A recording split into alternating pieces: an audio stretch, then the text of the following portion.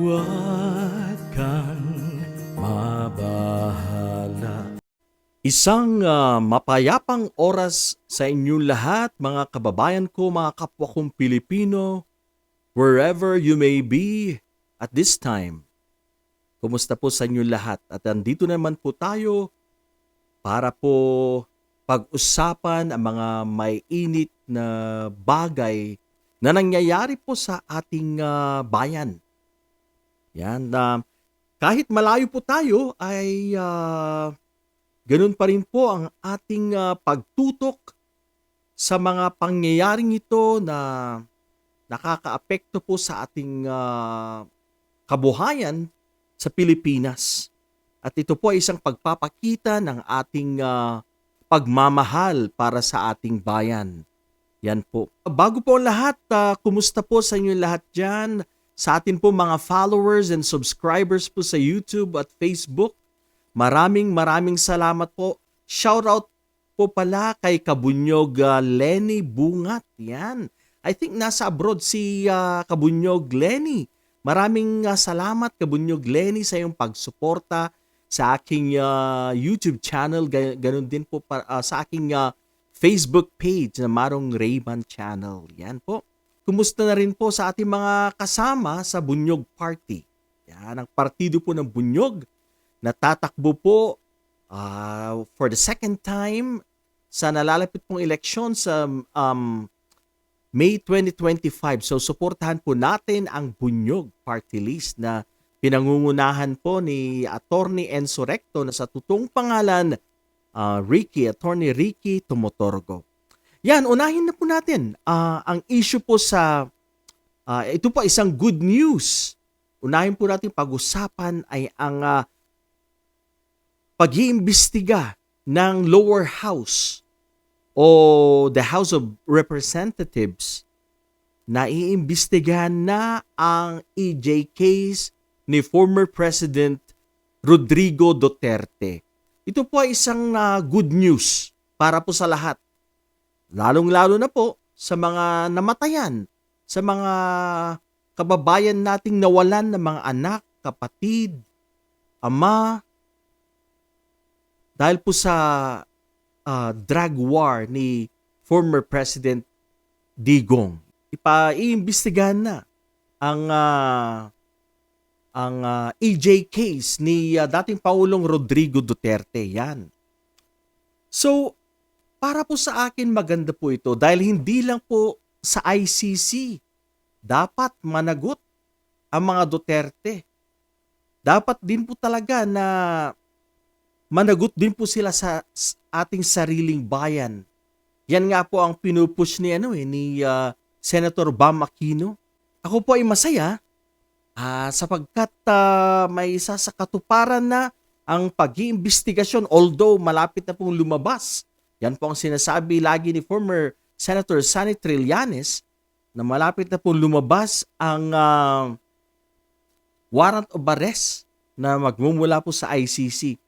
I'm glad na the House of Representatives will lead the investigation po sa EJ case ni dating Pangulong Duterte. Dahil marami na po talagang naghihintay na mangyari ito. Okay? So, sinusuportahan po natin yan. Ang desisyon at stand ng Administrasyong Marcos na paimbestigahan si dating Pangulong Rodrigo Duterte at ang kanyang mga cohorts, mga kasama dito sa war on drugs. Dapat talaga na paimbestigahan sila. So, napakaganda po yan. At aabangan po natin yan. Aabangan po natin yan. Makikita po natin dyan kung mag-a-attend nga si Pangulong former President Digong at mga kasama niyan, sila Albayalde, Bato de la Rosa, si Bongo. Actually, nasangkot pa nga dyan yung pangalan ni Vice President Sara Duterte nung binulgar o sinabi ni Las Cañas na isa sa mga star witness po dito sa EJ case na yan. So, aabangan po natin yan. Napakaganda po to. Napakagandang development dahil talagang nakikita po natin na talagang nagpapakita na po ng pangil ang administrasyong Marcos at talagang dati po kasi ang sinasabi ng mga tao na, oh, si BBM, PBBM, he is protecting Duterte. Yan. He is cuddling Duterte sa mga issues of EJKs. At ngayon nalaman po natin na hindi niya po tinotolerate ito at talagang bibigyan na po nila ng pagkakataon na magpaliwanag ang past administration, ang Duterte administration, kasama na po dito ang maraming mga generals na talagang directly involved. Especially po dyan si Senator Bato de la Rosa. So, I'm expecting to see yung mga matataas na general para po humarap sa Kongreso at sumagot sa mga itatanong sa kanila sa investigasyong ito. Yan, para makita po natin kung ano ba talagang nangyari at malaman ng ating mga kababayan, lahat po tayo, malalaman po natin ang talagang nangyari sa war on drugs. Yun nga, ang bilang po na official na bilang na nilabas ng PNP ay nasa 6,000 katawang pinatay. Pero ayon po sa ating mga human rights groups, umaabot po mula 30 to 35,000 ang napatay. Napakarami po. Talagang sobrang dami pong napatay. Parang pumatay lang po sila ng manok, ganun ba? Parang walang silbi, parang walang silbi ang buhay. Ganun na lang po ang kanilang pagpatay. So, kailangan po talaga ng hustisya ang mga pamilyang nawalan. Alam niyo po, ang addiction sa droga, ito po ay isang health issue.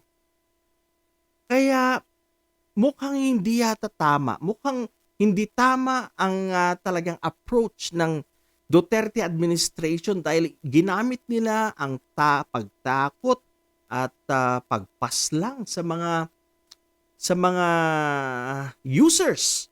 At unfortunately, mga maliliit lang na drug pushers ang mga nahuli. Wala namang mga drug lords ang na-convict. Wala namang naipakulong. Yung mga Chinese na nasa Davao na mga kilalang may involvement sa drugs, wala. Wala naman po sila, hindi po sila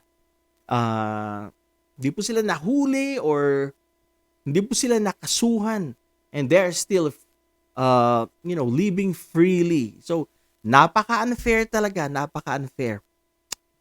Alright, so yan po ang ating tututukan.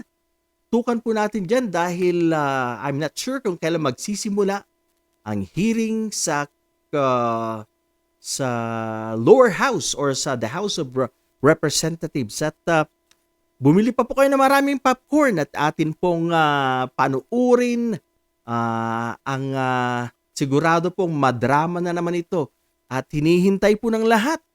Hinihintay po natin ang presensya, ang pagharap kung ipapatawag man si former President Rodrigo Roa Duterte, kung ipapatawag siya sa